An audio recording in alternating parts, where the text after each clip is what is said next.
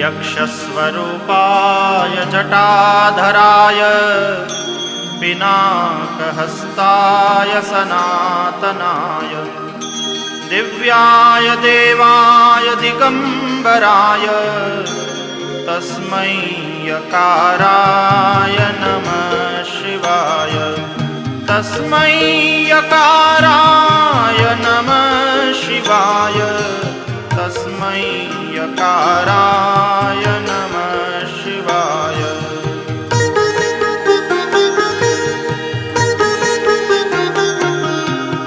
पंचाक्षरमिदं पुण्यं यः पठेत् शिवसन्निधौ शिवलोकमवाप्नोति शिवेन सह मोदते। इति श्रीमच्छङ्कराचार्यविरचितं शिवपञ्चाक्षरस्तोत्रम्